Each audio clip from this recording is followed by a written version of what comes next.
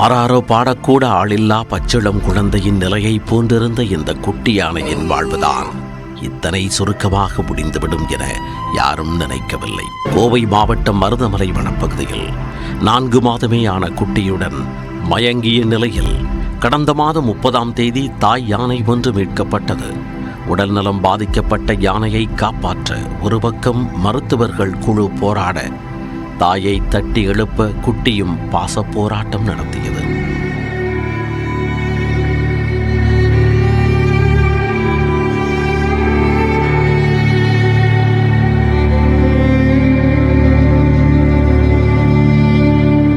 மருத்துவர்களின் தொடர் சிகிச்சையால் தாய் யானை தேறி மீண்டு வந்தாலும் திடீரென காணாமல் போன குட்டியை மீட்டு தாயுடன் வனத்துறையினர் சேர்த்து வைத்தாலும் ஏனோ சேர்த்து கொள்ள மறுத்ததுதான் புரியாத புதிரானது. குட்டியை தாயுடன் சேர்த்து வைக்கும் அனைத்து முயற்சியும் தோல்வியடைந்ததால் கடந்த 9ஆம் தேதி மருதமலையில் இருந்து நீலகிரி மாவட்டம் தெப்பக்காடு யானைகள் முகாமுக்கு கொண்டு செல்லப்பட்டு அங்கு லாக்டோஜன் மற்றும் இளநீர் ஆகாரங்கள் கொடுத்து பராமரிக்கப்பட்டு வந்தது.